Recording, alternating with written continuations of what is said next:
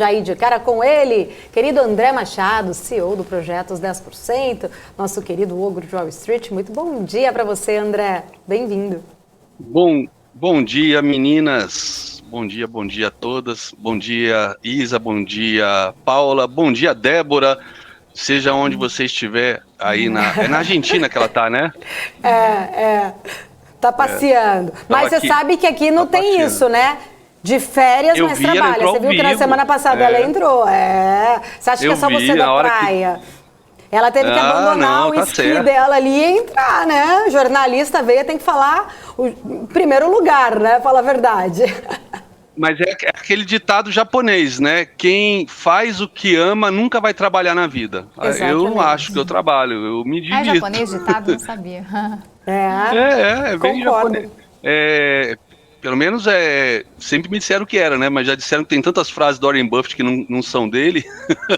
Mas eu sempre me disseram que é da cultura oriental e tem toda a pinta realmente de ser, né? Para quem estuda um pouco de cultura oriental, tem tantas coisas legais, né? A história de plantar uma árvore, mas não vai estar aqui quando crescer, você já morreu. Mas e aqui você está na sombra hoje? Quem plantou?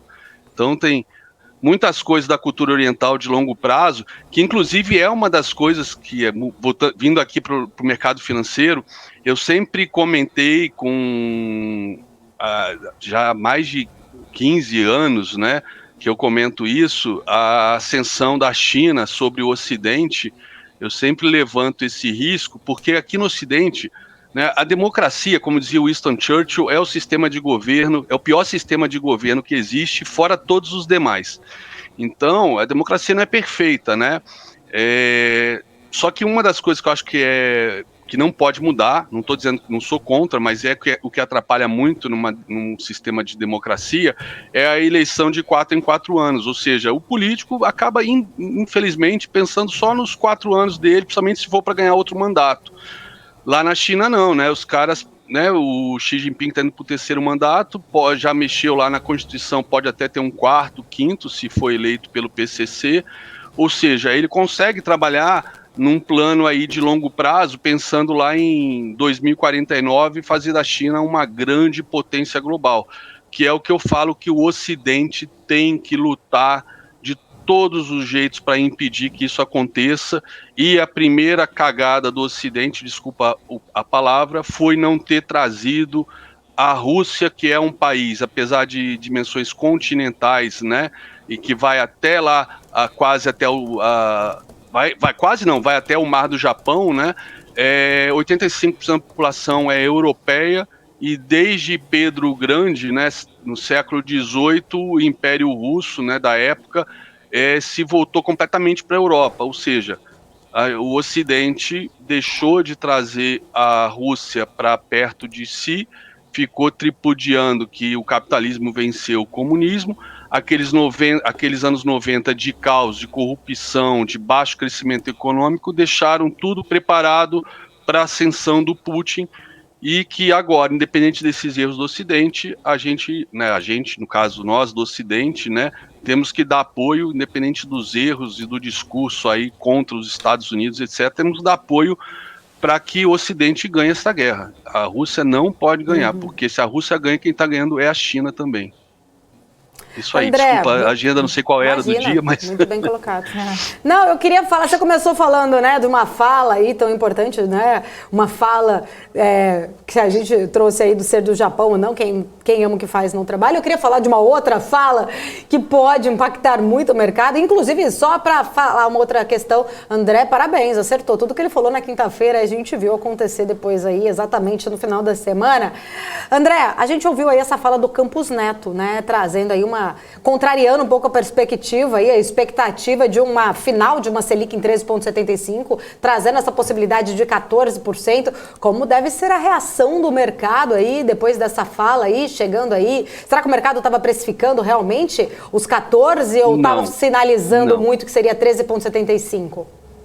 Não, o mercado, não só aqui como lá fora, quer ver? O mercado agora, ó, o índice futuro, o Ibov ainda não saiu todo do leilão, o índice futuro agora está caindo 1,33 por conta talvez dessa fala, ou por conta da alta de ontem, está desconectada, né, do mercado americano. Apesar do mercado americano, o mercado futuro ter aberto, né, e tá com uma ligeira alta, o DXY está na sua máxima histórica em 20 anos, tá? Ou seja, isso puxa o nosso dólar, que também segue subindo. E no caso do Ibov, foi o que eu tenho falado, a gente está conectado umbilicalmente ao mercado americano. Sempre estivemos, sempre estaremos. O mercado americano, se não me engano, é algo entre 45% a 50% do market cap de todas as bolsas do mundo, né? Ou seja, todas as bolsas do mundo somadas equivale ao mercado, às ações das empresas americanas. Então a gente está vendo a política de juros, né? Na sexta-feira, inclusive eu comentei no chat de um amigo, quando o índice estava subindo quase 2%, o SP estava subindo 1,5%, eu falei, vai voltar tudo, o SP vai vomitar tudo até o final. E o que me deu a certeza de que isso ia acontecer foi justamente o fato de que, como sempre, o mercado, né, quando sai um indicador, o pessoal olha o número que dá, né, nome ao evento, né, o payroll, número de vagas criadas, e que foi muito abaixo de junho, mais de 200 mil vagas abaixo de junho, né, 3 mil vagas a menos do que o projetado, mas já estava previsto pela ADP e já era previsto isso, né? Mas todo mundo celebrou o quê? O desemprego pular de 3,5 para 3,7. Pulou para 3,7 desemprego. Fed vai ser mais dovish, né? Vai aumentar 0,70, não vai aumentar 0,75, de repente aumenta 0,50, vai parar por aí. Aí eu falo, gente, o pessoal não está fazendo conta. Quem não faz conta perde dinheiro para quem faz conta. Qual o número que saiu nas entrelinhas que era muito mais importante? O aumento salarial. O aumento salarial em um ano, até reduziu 0,1%, ele saiu de 5,3% ao ano para 5,2%. A média salarial, o aumento da média salarial. Ou seja, salários, serviços é o item mais difícil de política monetária conseguir domar, né, a inflação. Normalmente vai conseguir domar essas linhas, né, da inflação através de recessão e desemprego. Mas o que os Estados Unidos está vivendo agora? 3,5 para 3,7 continua sendo pleno emprego. E eu queria até mostrar um gráfico aqui para vocês, justamente que é o que me deixa escandalizado com a falta de bom senso para isso não ser percebido. Tá aqui, o índice futuro caindo agora a 1,42, tá vendo? Então, detalhe, aqui o índice futuro, né, ele atingiu um terceiro alvo de FIBO, né, diferentemente do Ibov, que não atingiu, mas o futuro atingiu. Então é aquela máxima, né, o rabo balança o cachorro, ou o cachorro que balança o rabo, né? E o SP futuro, ele já tinha atingido o seu terceiro alvo, que eu até apaguei aqui, só para lembrar a galera. O terceiro alvo do SP500 está aqui, que foi em sincronia, em confluência com essa média 200, que é a tendência primária de baixa do SP500. E aí começou a cair, e na sexta-feira, né, uma semana atrás, em Jackson Hole, o mercado não esperava aquele discurso hawkish do Powell. Se esperasse, não tinha feito uma barra de menos 3,77, né? Então fez um pivôzão de baixa.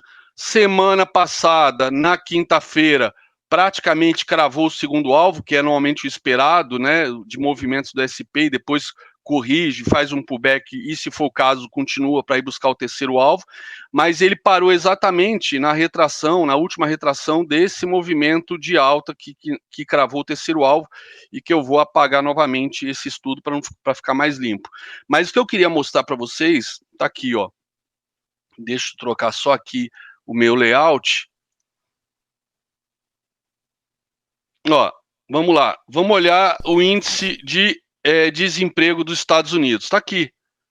Subiu de 3,5 para 3,7. Dá uma olhada no gráfico. Cara, isso aqui é desprezível. É pleno emprego. Pleno emprego. Mandato do Fed é levar o país ao pleno emprego e proteger o emprego, e depois combater a inflação. E foi o que o Powell falou no Jackson Hole. Ele não cometeu o erro de um ano atrás, quando no Jackson Hole ele falou que a inflação era transitória. Dessa vez ele foi duro com relação à inflação. Dito e feito, provocou aquela barra, né, gigante ali que eu mostrei para vocês, ó. Aquela barra do SP500, está aqui, ó. Opa, provocou aquela barra. Cadê? Tem que trocar aqui por barra. Provocou aquela barra aqui, né? Aqui tá preto, porque não tá na minha regra de coloração. Provocou aquela barra preta, né? Ou vermelha que vocês viram antes, que fez esse pivô de baixa no SP500. Mas aí veio o payroll, né? O payroll, o que aconteceu? Saiu lá aquele índice de desemprego aumentando de 3,5 para 3,7. O que aconteceu aqui no intraday? Vamos botar aqui no intraday, 30 minutos. Ô, André, pode deixar o gráfico aí só para falar uma coisa, que você está tocando num ponto importante aí da questão do emprego lá dos Estados Unidos, mas vai um pouco em linha também com essa fala do Roberto Campos Neto aqui, que ele falou sobre essa questão da preocupação dessa inflação de serviços está sendo influenciada também pela recuperação rápida de emprego nossa. Acho que está um pouco em linha também aí com o Fed, né? Não, eu até estou falando do SP para depois chegar no Ibov e juntar o Roberto Campos Neto com as narrativas que estão fazendo o Ibov, que para mim estão equivocadas, tá? E aí agora teve esse trigger de chegar a Selic a 14, quer dizer, vai contra as expectativas. O mercado fica na base, como eu venho falando, no wishful think.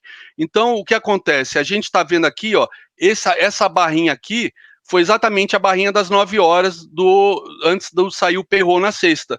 Olha o que fez na sequência. Saiu o payroll, ó, blum, a porrada até lá em cima, tá? E depois devolveu tudo. Aqui, quando estava nessa alta, eu falei, vai voltar tudo. Por quê? Porque esse dado teoricamente negativo, e a gente vive esse novo normal desde 2009, que dados negativos, né, o mercado financeiro interpreta, o Fed não vai aumentar juros, né, e aí bolsa sobe. Mas nesse caso de sexta-feira, do índice de inflação, não fazia sentido continuar apostando nesse discurso. Por quê? Porque quando a gente olha aqui, ó, vamos lá, agora lá embaixo de novo. Quando a gente olha cadê desemprego? Tá aqui. Taxa de desemprego, cara, isso aqui não é nada. Continua pleno emprego. Se voltar, né, ao longo do tempo, ó, pleno emprego total. Isso aqui é pleno emprego, então não tem que se preocupar, né? O Fed não tem que se preocupar. Como ele falou, eu vou me preocupar agora com a inflação. E aí a gente vai olhar o gráfico da inflação, olha só, que quando caiu de 9,1 para 8,5, todo mundo celebrou e deu aquela puxada, até porque o próprio Powell, né, cometeu o erro, parecido com o Jackson Hole ano passado, de falar de que não, vamos tentar conduzir a política monetária sem gerar desemprego e sem gerar recessão, mas isso não tem como, isso aqui não existe, é ciclo econômico, é expansão e retração. Então você vê a taxa de inflação lá em cima, os Estados Unidos em pleno emprego, é óbvio que os dados do payroll não afetam em nada a política do Fed. E foi o que, ao longo do pregão, eu acho que o mercado se tocou, né? Quando a gente olha aqui o movimento de sexta-feira, o que a gente tem no movimento de sexta-feira? A gente teve, né? Depois que saiu o payroll, chegamos a ter uma alta de 1,30%, mas devolveu tudo, né? E fechou com menos 1,08 de queda, mas sendo que, se for considerar, né, o fechamento da véspera, que é mercado futuro, né, se for considerar a mínima, perdão, ele chegou a cair 1,55 e de amplitude ele caiu 2,82, ou seja, o mercado devolveu tudo. Então, vai continuar havendo aumento de juros, isso é óbvio, né? E isso afeta o quê? As políticas de juros também do mundo inteiro, porque tem a questão do diferencial de juros, né? E os Estados Unidos agora está com juros reais de menos 6%. Então, voltando agora ao Brasil, é importante que o Roberto Campos Neto, com esses riscos que ele levantou de a Selic poder ir a 14%, ele até comentou, e pode ser o final o ajuste final, né?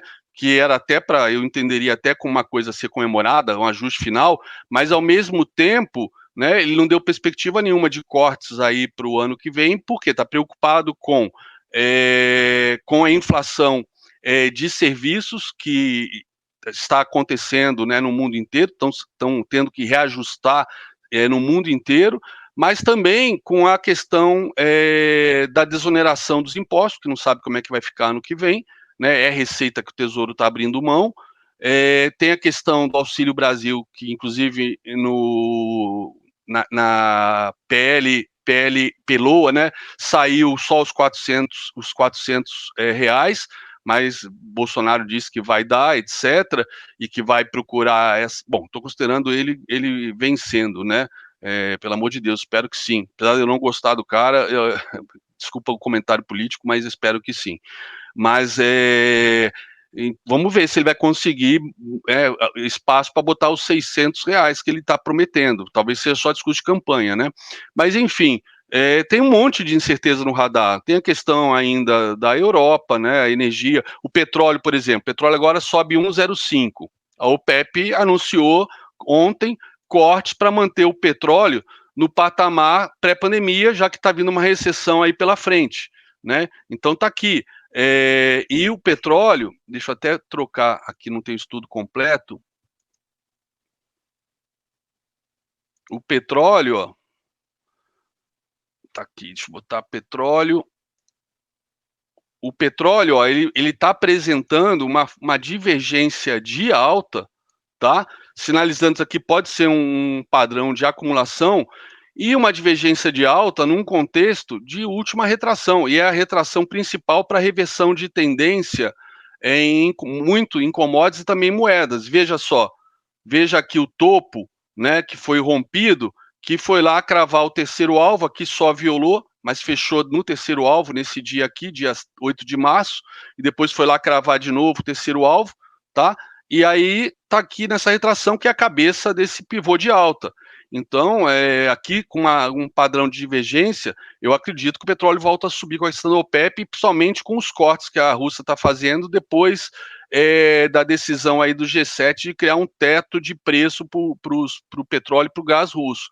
O próprio gás russo, não sei como é que está agora, ontem chegou a subir 33% e acabou fechando com 15% de alta, né? Isso ontem.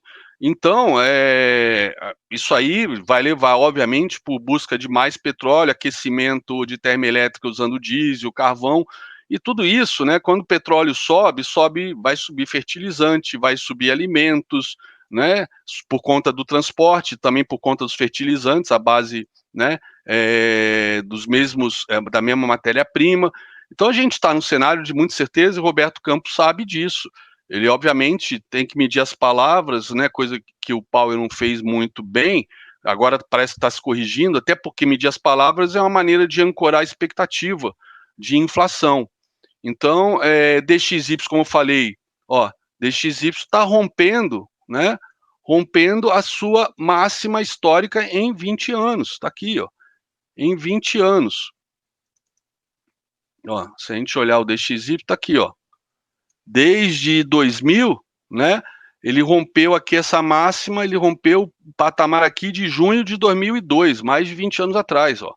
E o DXY, como eu já mostrei para vocês, ele tem alvo, está chegando perto do seu primeiro alvo, mas ele tem o primeiro alvo em 111, depois 116, podendo ir a 125, romper até o topo de antes de 2000. Então, imagino que o Roberto Campos Neto, você vai dizer, mas o Roberto Campos Neto não usa gráfico, não usa FIBO. Bom, eu sei que os leilões do Banco Central, quando a gente estava tendo comprado na época que estava lá em 5 e pouco, acima de 5,50, sempre entravam perto do terceiro alvo de FIBO, ou exatamente no terceiro alvo, se eles usam ou não. Então a coisa é mais mística do que eu imaginava. Então, tudo isso tá no radar do Roberto Campos Neto, né? Então, o mercado, aos poucos, vai tomando suas doses de realidade, aos trancos e barrancos, e com isso, né? Quer ver, o Ibov agora já deve ter saído tudo do leilão. E ó, Ibov então caindo agora 1,10. Agora, uma coisa que é super importante, que é a narrativa do PL barato, que todo mundo fala, o PL tá barato? Tá no patamar do fundo lá de 2015, daquele governo desastroso para a gente esquecer não, para a gente lembrar, para nunca mais eleger alguém do mesmo perfil, né? Aquele governo desastroso da Dilma, o PL está no mesmo patamar, então está barato, né? E o pessoal lembra que ali o mercado explodiu, mas o mercado explodiu em janeiro de 2016, não foi porque aprovou a tramitação do impeachment, foi porque em 2016 o SP500 fez fundo. A SP500 fez fundo e o mundo inteiro subiu janeiro de 2016 em diante. A gente subiu junto. É claro que se não tivesse a tramitação do impeachment, talvez a gente fosse perder o bonde. Então, o PL barato pode ficar caro. Basta o denominador cair. Porque quando a gente pega PL, é preço sobre lucro. O lucro sai de 3 meses. Se vier recessão à frente, com juros mais altos, etc., a tendência é o lucro cair. O lucro caindo, denominador, lucro, P dividido por lucro, o PL vai subir. E o que a gente já pode olhar de antecipação? Vale do Rio Doce. Vale do Rio Doce está em tendência de baixa clara, atingiu o primeiro alvo, rompeu essa bandeira e perdeu o primeiro alvo na quinta-feira, tentou perder na quarta e voltou, perdeu na quinta, mas voltou para fazer um pullback de livro nessa bandeira, e a Vale tem alvo, por exemplo, meu próximo alvo é 55,76 da Vale. E Petrobras, abriu com gap de baixa, A Petrobras, ela está fazendo também, né, como o Ibov, Ibov, ela está fazendo uma divergência de baixa.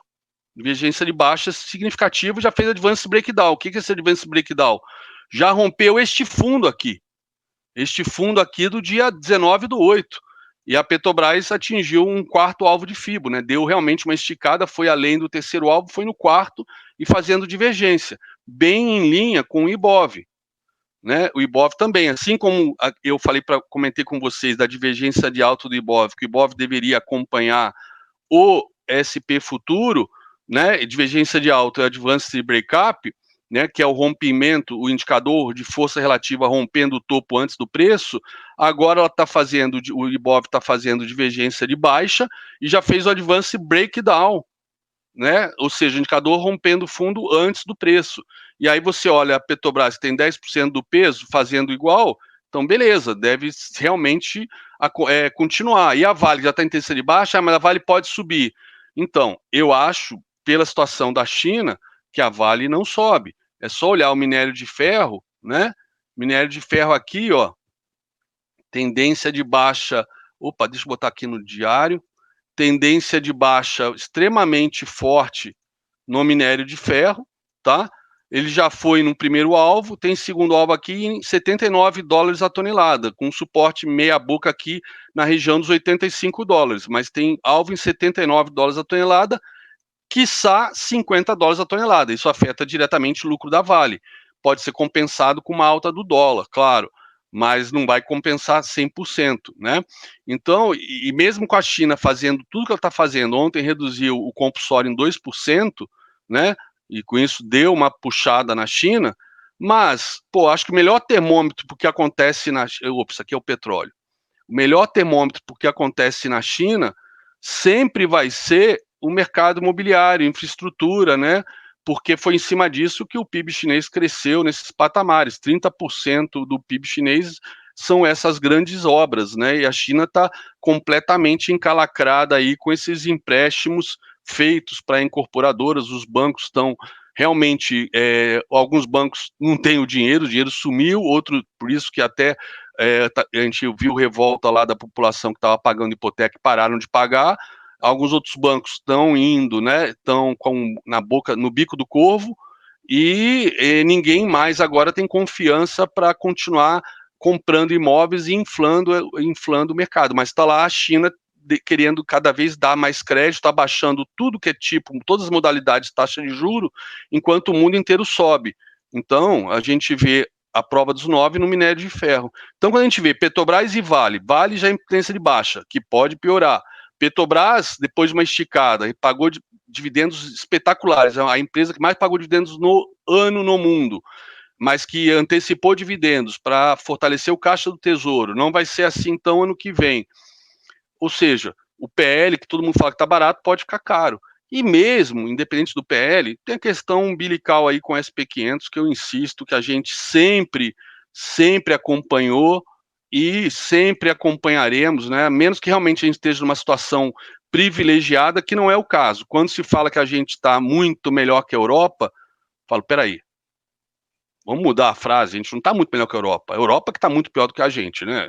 O pessoal usa isso como argumento para comprar Brasil, é foda, né? Eu acho que o mercado está fugindo do risco e o Brasil está fugindo do risco no mundo inteiro e o Brasil, eu acredito que não vai ser diferente, tá?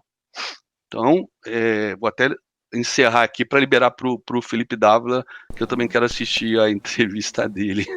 Já deixa a sua sugestão também, viu, André? Se tiver perguntas aí, fica à vontade. Deixa aqui no nosso chat também. Eu fiz aqui o convite para todos, né? E você também tem aí espaço, prioridade pergunta, sempre.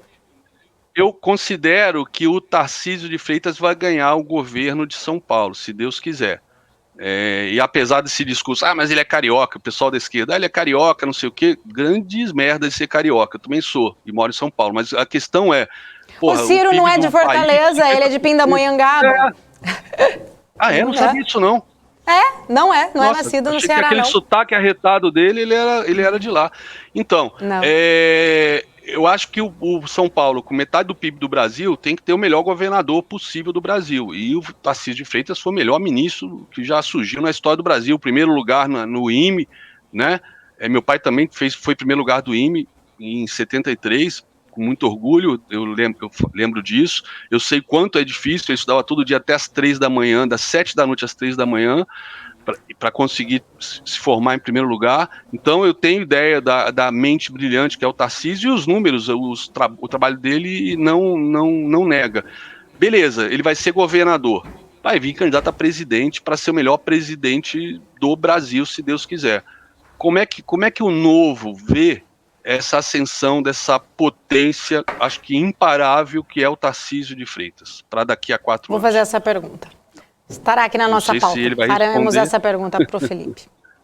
Tá certo. Mas tá aqui, vamos fazer a pergunta. André, muito obrigada, sempre um prazer, adorei a camiseta. Eu e o André, a gente curte um rock and roll. Mas semana que vem, daqui a 2 semanas eu vou aparecer com a do Justin Bieber, tá? Que eu vou levar minha filha no show e eu vou comprar uma camiseta para ela e uma para mim. Faço questão de estar lá vestido de Justin Bieber com a minha princesa. Pelo menos você tá de Justin Bieber. Eu estou ultimamente vestindo Capitão América, Homem-Aranha. Tô nessa ainda. Legal também. Não vejo usa a Mulher Maravilha. Mulher Maravilha. Obrigada, André. Mas, beijo obrigado aí mais enorme. uma vez e beijo. Boa entrevista para vocês.